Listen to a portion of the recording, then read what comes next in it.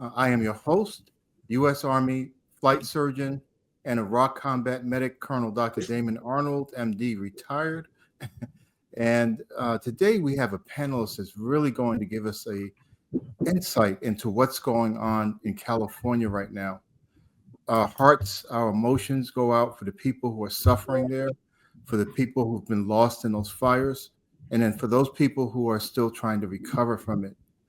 Harold Turner is a U.S. Army veteran and a member of NAMI Urban Los Angeles.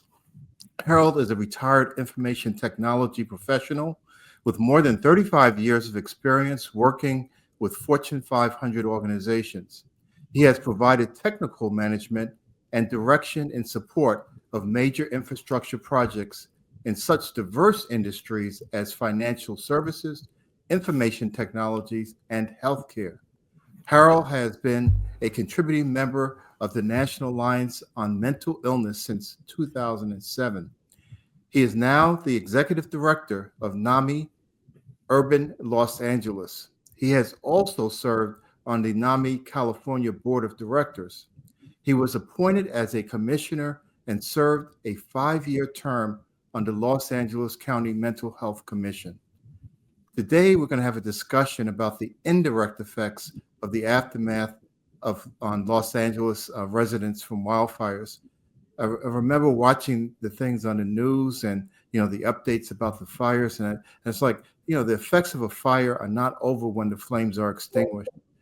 These people are going to be facing issues, ongoing issues, and I know Harold has been intimately involved in that, looking at the people and figuring out what other things are happening in this aftermath. So welcome, Harold. It's really good to have you, and thank you for your service to start with. Thank you. Appreciate it. Okay. How are you doing this evening? I'm doing very well. Thank you for asking. Okay. So why don't you lead off the discussion about, what are these indirect effects that you were mentioning that people are going to be facing in the aftermath of the fires? And I know they're still raging now. The fires still outbreaking in different areas, a little bit north of the area that you're talking about with Passage, within in those areas. So why don't you give us an overview of what you've been seeing and what you're experiencing and thinking about? Yeah, I'd be happy to do that. Actually, this whole event kind of caught us off guard, although fires are nothing new to Southern California. But it seems that the magnitude has been increasing over the years. So there's quite a bit of work to do as far as working with our county emergency management systems and others, because we kind of have, cyclical catastrophes. Right now, it's not so much. We got rain in the forecast for this weekend.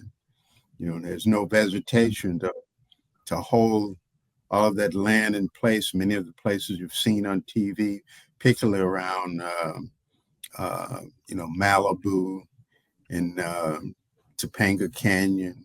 So, a lot of that mud and rocks will come sliding down onto the roadways, making them virtually impassable.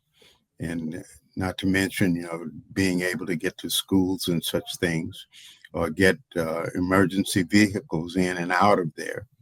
So trying to take advantage of this small bit of relief that we're in right now to prepare for that, to put barriers up where we can to stop the effects of landslides and mudslides. So it's been rough. A lot of areas, a lot of people have been affected. Immediately after the fires, we were really concerned about air quality. Air quality was really poor, and such. As a matter of fact, I was having some work done on my house and had to stop a couple of days. Not because anything was happening, in my backyard, but the air quality was just too bad, to have people working outside. So we're trying to use some of the lessons we learned during the COVID pandemic to apply to this situation, so people can protect themselves as best they can. Yeah, because you're talking about that. I'm an internist, so I'm a physician, but I also I've had two residencies: internal medicine and occupational environmental medicine. So toxicology was one of the big areas we were involved in. And when I was in the military, I was dealing a lot with the sea burning issues. It's chemical, biological, radiological, nuclear, and high yield explosive issues. And some of the toxins that can be released from a fire like this, because it's electronics going up, it's man-made mineral fibers that are parts of construction of buildings, it's plastics, it's rubber, fuels, you name it. Yeah. That's a lot of the conversations going on right now. Of course, you had a lot of people who lost their homes and stuff, and they're anxious to try to get in to sift through the debris and what's left, to see if there's anything salvageable or anything, value or sentimental value that they can save. But they still aren't allowed to go in at this moment, because they're afraid that it may be toxic in there. A lot of asbestos and lead and all that stuff still laying out there undisturbed. You go in and stir it up, then that's when the real issue pops up. So in this instance, a lot of people are anxious, but still you try to kind of protect them from themselves, till you can ensure that the area is safe.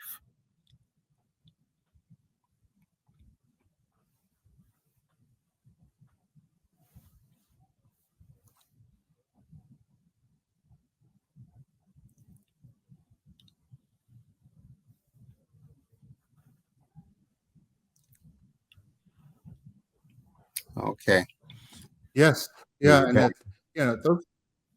those things are really yes. Yeah, those things are really important because you can have years down the road effects from inhaling different fumes. So you're talking about effects on your heart and your lungs. All the organs of your body really. You have metals that are in the air as well. So people really need to seek health care. And some people are covered, some people are not. So it needs to be a concerted effort to make sure that the health of the people who are there are maintained. Some people have diabetes and already have congestive heart failure, have had a heart attack, or up in the years, the seniors 90, in the 80s and 90s, and they're in a pretty bad environment. The one thing I do want to say is that there've been a lot of different stories, thrown around by different geopolitical groups, but the amount of work that people are doing there, the people who are actually being affected by this and what they're doing to try to help themselves, the firefighters, the medical personnel, the public health departments, all those things are really powerful, positive things that people can hold on to. And so that people don't have to feel like they're alone in this, Yeah, absolutely. And there are a lot, no one's unaffected, here in the Los Angeles area. You heard about, the Eden fires up around Altadena, California, near Pasadena, and that's historically Black area that's been that way for many, many years. And they've been so badly affected by this. It's incredible. So we're not there, just even here, a gardener came out and he told me he'd lost over about 14 properties, in the Palisades area where he was doing work and, had people working and crews that, the structures are just no longer there. Wow. Yeah. So, I mean, even the businesses are not there, right? I mean, those have been, absolutely. yeah. Absolutely. Schools are very badly affected. Some of them are still closed. Some of them are in cleanup mode. It's just a matter of trying to, they go in and they find all this ash and dust and stuff, and that has to be analyzed to see, when it is really actually safe, to go back there, if at all. So it's quite a task, and so no one's unaffected, regardless of what your situation is. Yeah, because even churches and that, synagogues and mosques, they have been affected as well. And usually that's the places you try to run to, when you really have a deeply emotional impacting situation. And Exactly. and I can see that being really difficult. I mean, I can't even imagine what you feel when you go through that. I had responded to Hurricane Katrina and Rita and I remember General Honore had made this comment. Someone was saying, "Well, why are you handing the babies to the people in the helicopters and separating from their families?" And he said, and the children. And he said, "This is a disaster. Let me tell you something. You don't know where you are if you ask me that question." And they would rather have their children saved than them to be, standing here with, and to leave their children next to their side in the middle of a disaster. And so, people have to step back for a second and make sure that they understand the purpose of emergency responders and help and assist them, and to make sure they're doing, that we can do everything we can to help with that situation. And there are going to be a lot of mental health issues that are going to be really need a lot of attention. And then maybe you could talk a little bit about the insurance industry too, because that's been talked about a lot. Whether you have house and fire insurance, those kinds of things. Yeah. Well, unfortunately, I had to learn firsthand about that a few years back. And Oh, actually, I think they've been doing a pretty good job of getting. I was just listening to a local radio station here this morning, and they were handing out some really good advice to homeowners, about how to approach these insurance situations. Because I in fact thought I had an insurance policy, and turns out I had 3 insurance policies, and each one had to be settled individually on its own. You have the structural coverage, then you have the additional living expense that's going to cover you up to the limits of your policy in that area. So an area which I had thought that was the one area I should have looked at, before disaster struck, but not so much. But that's really it. The structures, additional living expense, and contents. In a case like this, there's a lot of people you worry, but may have trouble making that case if all of their documentation has been lost in the fire. So yeah. Yeah, so I mean that gives a really a good thing, because one first thing I thought about was, where are my documents and what would happen, because I live in Illinois right now and in Tinley Park, and that there we are starting to become part of Tornado Alley. So tornadoes have been going through, and I'm saying, what have I done to prepare myself, and even if I have a home fire, should I be putting them on disk, or giving the family members a copy on a thumb drive or something like that. But but that's something that I think we need to start thinking about, because we're moving into a time frame where this global warming has been devastating. It's as a matter of fact, back in, was it 2013, you had over about almost 9,000 total wildfire incidents, and about 601,000 acres were burned. But when you go to 2020, that was 4,300,000 acres. So the frequency of these fires is increasing. It's outside of the normal time frame of what you would consider fire season, right? Yeah. It's happening throughout the year. And and we can't say that this is not happening. We can't ignore it and say, "Oh, it's just a normal weather pattern of the Earth over millenniums." No, the Yeah. science has already shown over and over and over again. Wake up! This is something that we need to be paying attention to. In construction, and I know you dealt a lot with infrastructure, with IT, and in the multiple different areas, in finance and all that, but if we start to think about rebuilding, and I know it's kind of early to talk about rebuilding, but we need to have a different view when we go back in about how to construct homes and make sure that they are safe, from situations like this. Yeah, it's you have to always be thinking about those things. Because, of course, business and Mhm.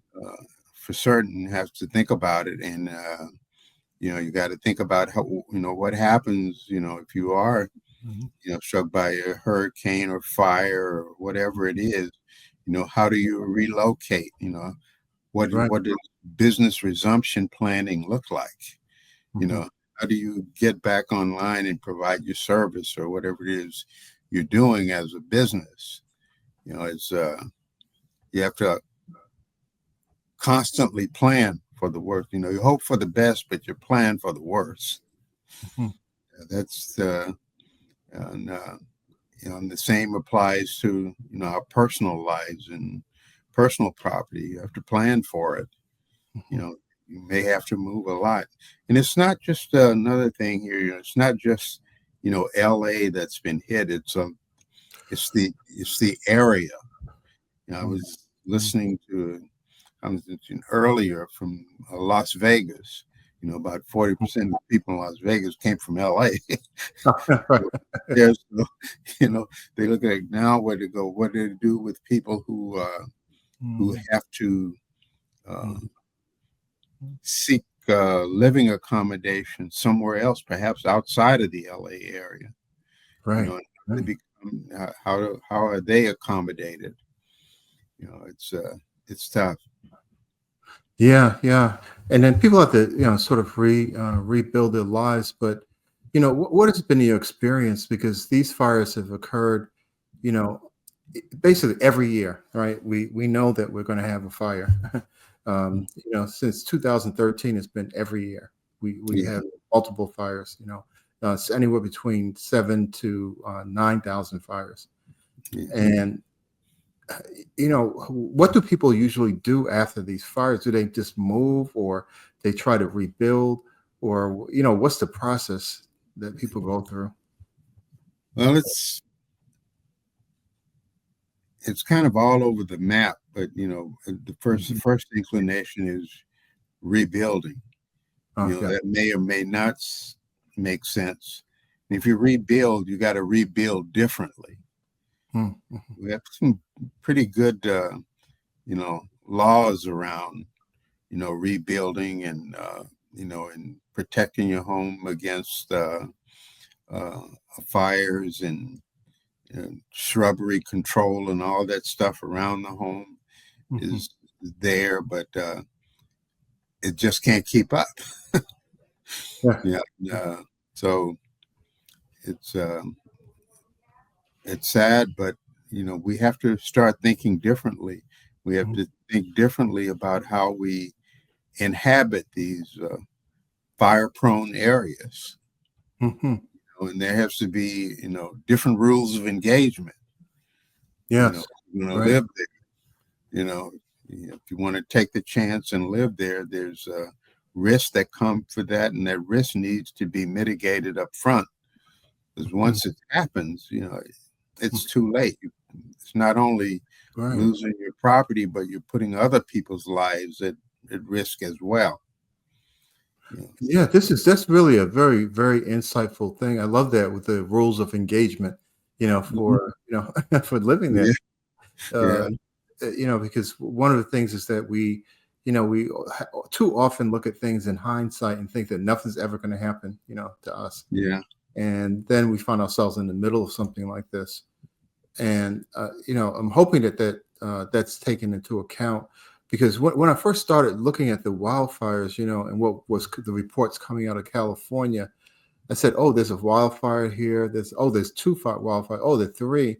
And then it seems like the entire coast almost it lit up, and I was like, "You know what? This is beyond a simple thing that maybe local government or a mayor could have contended with." You have 80, 90-mile-an-hour winds, and this is just blowing through. I mean, it was like hills on fire. I've never seen something that massive before. Yeah, can travel miles and miles. These burning embers. It's like being, those winds come and the winds are warm and gale force. It's like standing in front of a flamethrower. Wow. It's amazing, and those embers just can travel miles and miles and miles in that kind of a gale force wind. It's Wow. See, that's we just don't think about it that way, because usually, if I think about embers coming from something burning, I think, oh, it's going to be a few feet, or it's going to be, 25 feet, 30 feet, and Yeah. it's going to fall to the ground. But this is like something that is, someone was mentioning that it looked like almost like standing in hell, because you just saw fire coming from everywhere, Yeah. Yeah. You have to look at that and a lot, and of course, Mhm. when these sort of things happen, and there's always concern around what role did the power companies play in it, and Mm. you know, Yeah. it was did they play any role in uh, you know helping the spread of the fire or being the source of the fire and these Mhm. types of things that happen. So this really needs to be looked at by experts. And as I say, we can't continue to build the same way and in the same spots Mhm. using the same rules we have today. It's just not going to work.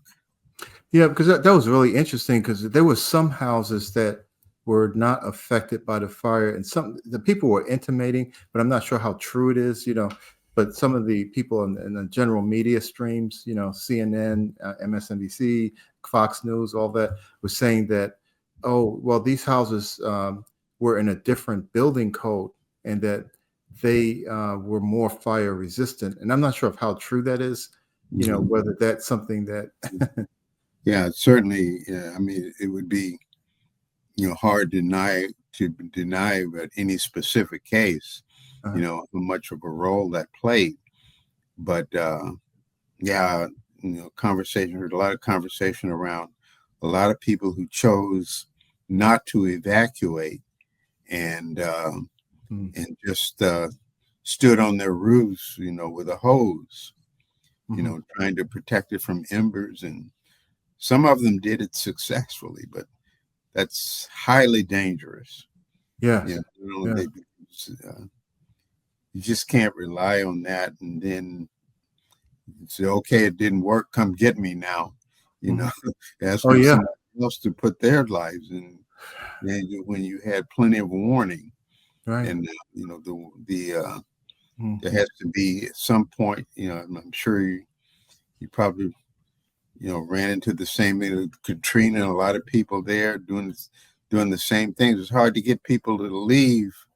Mm. The things that they value and the places they value, but Yes. it's not worth dying for. Yeah, because everything else is replaceable but your life. There you go. Yeah, There yeah. you go. Yeah, you can always, build and rebuild and do things like that. But what can people do? We always say that, well, people can pray for people who are there and that kind of thing, and that has value. I mean, praying for people and getting into your religious institution, whatever that is.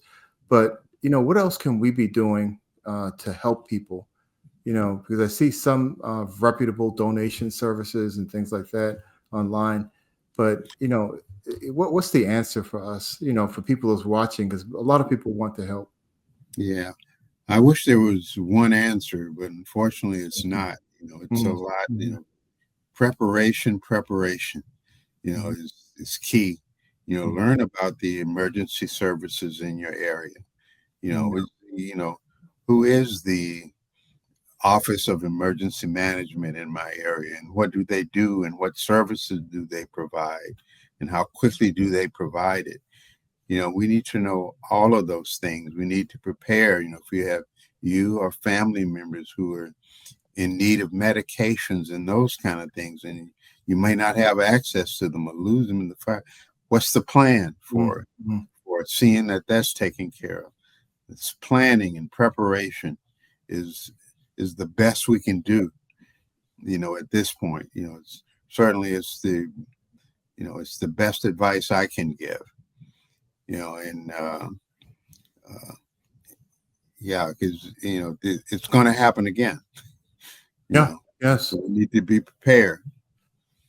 Yeah, yeah, that's the thing, and it's something that is trying to allude to is like every year we've been having these fires, and it's something that's almost like the new normal, right? Of, this is how we are facing things with floods and in the East Coast and snowstorms. We just had a big snowstorm down in Louisiana. I Yeah, mean, blizzard. yeah, I mean, I've never heard of that before. I yeah. think it was the first time they've had a blizzard. So they were looking around, going like, "What's this stuff?" They don't even know what's coming down. And but the veterans out there too, we need to reach out to our VFW and American Legion posts too, and veterans who are in need, because they were probably hit very hard as well. um, Most veterans don't really live on this $1 billion salary, right?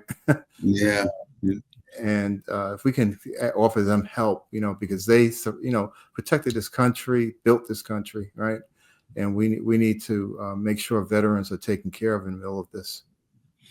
absolutely. A lot of that's a big concern here as well. Because Yeah.